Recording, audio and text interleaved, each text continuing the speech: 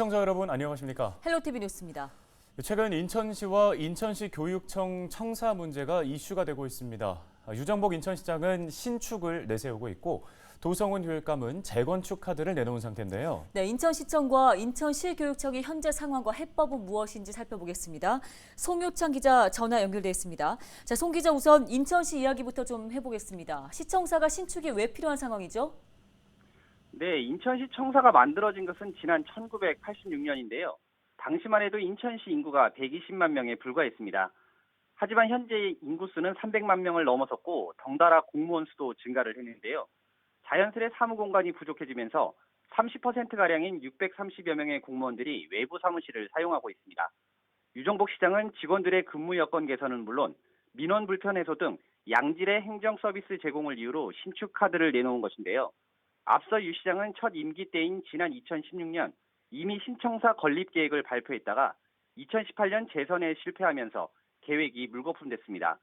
박남춘 전 시장이 재정 부담을 이유로 중단했기 때문인데요. 유 시장은 이번에 재선에 성공하면서 재추진 계획을 내놓은 상태입니다. 네, 그러면 교육청 역시 상황은 비슷한 건가요? 네, 교육청도 비슷한 상황입니다. 인천시 교육청은 지난 1983년 1월 건립됐는데요. 교육청 역시 사무공간 부족 현상으로 보시면 될 것 같습니다. 현재 청사 인근 건물 일부를 회의 공간으로 빌려 쓰고 있는데 월 400만 원가량의 임대료가 나가고 있습니다. 또 본청 조직인 그린 스마트 미래학교 추진단도 공간이 없어서 외부 사무실을 쓰고 있는 상황입니다. 도성훈 교육감은 이 같은 문제를 해결하기 위해 재건축을 재선 공약으로 내놓았는데요. 현재 내부적으로 세부 논의를 진행 중입니다. 네, 앞서 인천시도 교육청도 지금 모두 신축과 재건축의 필요성이 있어 보이는데 그렇다면 실현 가능성은 어떻습니까? 네, 현재 인천시도 교육청도 모두 실현 가능성은 의문입니다. 일단 인천시의 경우 주차 문제와 함께 예산이 발목을 잡고 있는데요.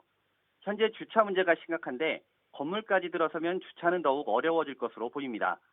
또 예산의 경우 2016년 당시 사업비 예상액이 2,148억 원이었지만 6년이 지난 지금 오른 물가를 좀 감안한다면 더 많은 금액이 필요할 것으로 예상되는데요. 갑작스런 예산 사용에 시민사회단체들의 반대 목소리도 더욱 커질 것으로 보입니다. 시교육청 역시 쉽지 않습니다. 현재 본관 건물의 경우 재건축을 하려면 관련법에 따라 안전등급이 최소한 D등급인 미흡은 나와야 가능한데 지난 5월 검사에서 B등급인 양호 판정을 받았습니다. 또 주차장 옆 잔디밭에 임대형 이동식 건축물을 설치하는 방안도 검토했는데요. 관련 조례에 따라 면적 100제곱미터당 차 한 대의 주차 공간을 반드시 확보해야 하기 때문에 이 역시 쉽지 않은 상황입니다. 내부적으로는 그나마 현실성 있는 리모델링을 통해 건물 내 공간을 효율적으로 재배치하는 안을 검토하고 있는 것으로 전해지고 있습니다.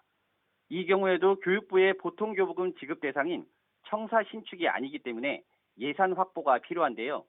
소요 예산이 500억 원을 넘어갈 경우 교육부 예비 타당성 조사는 물론 심사와 심의 등 각종 절차로 임기 안에는 힘들어 보입니다.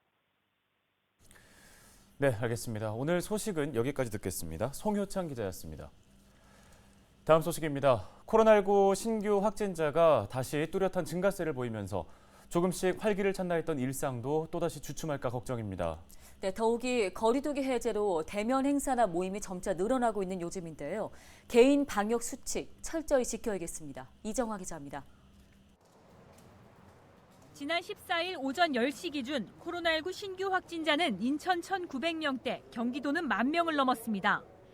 특히 경기 지역은 사흘 연속 10,000명대로 일주일 사이 확진자가 2배 늘었습니다. 사실상 재유행이 현실화됐지만 사적 모임이나 영업시간 제한 등의 고강도 거리두기 조치는 빠졌습니다. 국민 생활에 광범위한 제한을 가져오는 사회적 거리두기보다는 사회 각 분야별 자발적인 방역 실천을 기반으로 대응해 나가려고 합니다. 법적 의무에 기반한 거리두기가 아닌 국민이 납득하고 스스로 실천하는 참여형 방역이 정착되어야 유지 가능합니다.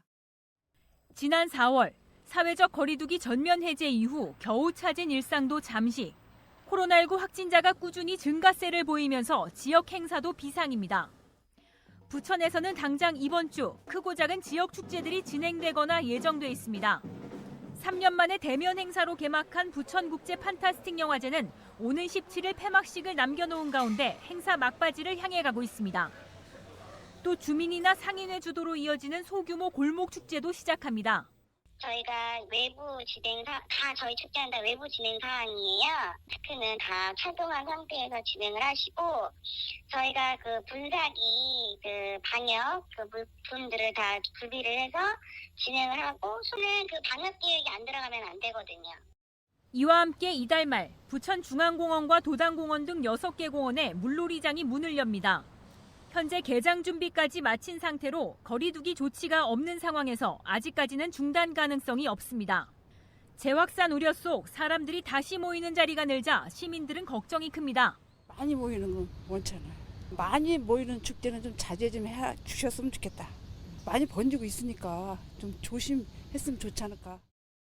굉장히 부담스럽죠. 그러니까 집단으로 다 1m 간격으로 다 모여가지고 집회를 한다든지 이런 거는 좀 지양하고. 다만 정부가 앞으로 코로나19 유행 상황에 따라 선별적 부분적 거리 두기 도입을 검토하기로 예고한 만큼 다시금 일상 회복을 맞이한 시민 생활에도 변수가 생길 가능성이 커졌습니다. 헬로티비 뉴스 이정합니다.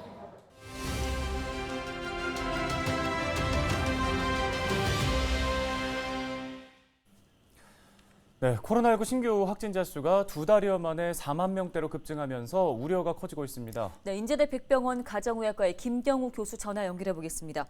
자, 교수님, 방역 당국이 코로나 재유행 정점을 8월로 앞당겼습니다. 정점 규모를 최대 20만 명으로 예상하고 있는데요. 이 부분은 어떻게 예측하십니까? 네, 우리가 정점이라고 하게 되면은 확진자 증가세가 감소세로 전환되는 시점이라고 할 수 있겠는데, 바이러스의 전염력, 또 면역 회피력, 그리고 사람들 간의 대면 접촉, 그리고 우리 인구 집단이 가지고 있는 면역력 형성 등에 의해서 결정될 수 있겠는데요. 오미크론 하위 변이가 여러 가지가 또 유입되고 있고 우세종화되고 있고, 또 우리 국민의 추가적인 예방접종 참여율 같은 것들이 변수가 돼서 예측하기는 쉽지 않지만, 현재 나와 있는 예측치가 어느 정도 틀릴 수 있다는 가정하에서 현재 발생 예측치보다 약 한 20-30% 정도 좀 여유 있게 많은 확진자 발생에 대해서, 그리고 조금 더 높은 중환자 발생 가능성에 대해서 우리가 충분히 이 대응 능력, 진단검사 능력이라든지 이 격리병상 준비 이런 것들이 필요할 것으로 보이는데요. 지금 바이러스의 높은 전염력으로는 어느 정도 자연 감염이 되는 것을 피하기 어렵지만, 우리가 노출된다고 하더라도 최소한 적은 양으로 노출되고, 또 백신 접종을 미리 맞아서 중환자 발생을 줄이고, 또 이로 인한 또 의료 현장의 혼란을 최소화해서 코로나 환자든 또 코로나 환자가 아니든 적절한 시기에 의료 서비스 이용을 잘 할 수 있도록 준비하는 것이 매우 중요하겠습니다. 네, 코로나19 재유행이 이어질 경우에 거리 두기도 다시 도입될지 주목되고 있습니다. 어떤 상황에 이르렀을 때 거리 두기가 다시 필요하게 될까요? 네, 아무래도 이제 백신 접종이나 과거 감염 등을 통해서 생긴 기존의 면역력을 쉽게 회피하는 그러한 변이 바이러스가 등장하고, 또 이게 빠르게 많은 인구가 감염되면서 또한 병독성이 증가해서 또 치명률이 증가한다든지, 또 거기에 맞는 효과적인 치료제가 부족하다든지, 이런 상황에서는 우리가 이제 새로운 백신과 치료제를 개발하고, 또 지금 우리가 대응할 수 있는 한정된 의료 인력과 병상이라든지 의료 시설, 또 의료 장비 이 범위 내에서 확진자가 발생할 수 있도록 확진자 수를 좀 최대한 줄이기 위한 사회적 거리두기, 대면 접촉을 제한하는 정책이 다시 필요할 수 있을 것으로는 보입니다만은, 아직까지는 사회적인 또 경제적인 활동을 강하게 제한하지 않더라도 백신 접종이라든지 마스크 착용, 또 실내 환기를 통해서 또 밀집되고 밀폐되고 밀접한 산밀 환경을 개선하는 노력 등을 통해서 확진자 증가 속도를 조금 낮춰서 의료 대응 현장의 혼란을 최소화하는 것이 필요할 것으로 생각됩니다. 네, 18일부터 50세 이상이거나 당뇨병 등 기저질환이 있는 18세 이상 성인은 코로나19 백신 4차 접종을 할 수 있게 됐습니다. 이 4차 접종의 효과에 대해서 교수님 어떤 의견이십니까?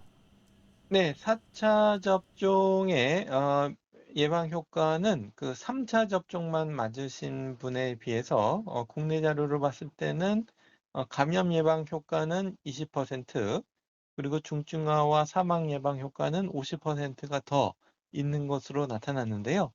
지금 현재 미접종하신 분들 대비 이 3차 접종의 중증화 예방과 사망 예방 효과는 약 83.3%로 보고되고 있기 때문에 지금 예전에 90%대보다 지금 조금씩 감소하고 있지만은 이제 4차 접종을 맞게 되시면 추가적인 중증화와 사망 예방 효과를 얻으실 수가 있겠고요. 특히 기저질환이 있다든지 50대 이상 분들이 확대 대상이 됐기 때문에 4차 접종에 참여해 주시는 것이 어느 정도 감염 예방 효과와 중증화 사망 예방 효과가 있을 것으로 예상이 되는데요. 물론 이제 접종을 해도 걸리고 또 안 해도 안 걸린다라고 생각하실 수가 있겠지만 우리가 확률적으로 통계적으로는 접종을 하시는 것이 감염 예방 효과와 또 중증화와 사망을 예방해 주는 것으로 증명되고 있기 때문에 적극적으로 참여해 주시는 것이 좋겠고요. 어떤 이러한 개인적인 차이에 대해서는 안 걸리신 분들을 대상으로 임상 연구를 계획한 적도 있지만은 아무래도 이제 노출되는 환경이나 또 면역력의 차이가 있으실 수가 있겠고, 또 이제 증상을 또 못 느끼시거나 또 확진 검사를 안 받아서 마치 백신 접종을 안 해도 안 걸린 것처럼 여기실 수가 있는데, 일단은 누가 걸리고 안 걸릴지를 미리 알기 어렵기 때문에 가능한 한 예방 접종을 통한 중증화 사망 예방 효과에 우리가 조금 더 노력을 기울이는 것이 좋을 것 같습니다. 네, 말씀 잘 들었습니다. 인제대백병원 김경우 교수였습니다.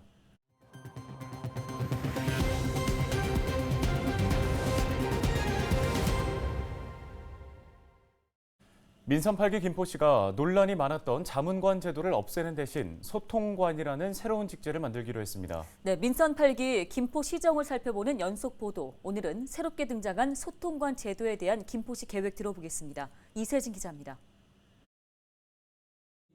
첫 번째는 교통, 두 번째는 소통입니다. 두 가지를 민선 8기에서 가장 핵심적으로 추진하려고 합니다. 김병수 김포시장은 교통 문제 다음으로 소통을 강조했습니다. 이를 위해 기존의 자문관 제도를 없애고 지역별로 소통관을 두기로 했습니다. 단순한 민원 처리가 아니라 각 지역에서 생기는 주민들의 의견, 요구사항, 물론 민원 포함 사항입니다. 이런 것들을 수시로 시장실하고 소통하고. 원활한 운영을 위해 지역 시의원이나 관계부서, 읍면동장으로 구성된 지역협의체도 꾸립니다. 이들 협의체는 지역 민원을 분류해 해결 방법을 모색합니다. 작은 문제들은 그 수준에서 해결을 하고, 그리고 좀 더 복잡하고 어떤 결단이 필요한 문제라든지 이런 것들은 이제 시장실로 올려서 함께 모색을 하는 이런 구조를 만들어 보겠다. 이제 이게 취지였습니다. 자문관을 없앤다면서 또 다른 권한을 만드는 것 아니냐는 비판에는 명확히 선을 그었습니다. 이분들이 어떤 권한이 있거나 무엇을 추진하거나 이러진 않습니다. 항상 접수하고 약간 수동적인, 그러나 이제 메신저 역할에서 수시로 빠르게 대응할 수 있는. 민선 8기 김포시는 시청 내부 소통 체계 역시 격 없는 토론 문화로 바꾸겠다고 설명했습니다. 헬로티비 뉴스 이세진입니다. 지난 13일부터 14일까지 이틀간 내린 폭우로 인천에서 차량이 침수되고 오피스텔이 정전되는 등 피해가 잇따랐습니다. 인천 소방본부는 폭우가 내린 지난 13일 오후 5시부터 14일 오전 6시까지 인명구조 2건, 배수 지원 42건, 안전조치 11건 등 모두 55건의 피해 신고가 접수됐다고 밝혔습니다. 오늘 저희가 준비한 소식은 여기까지입니다. 시청해주신 여러분 고맙습니다.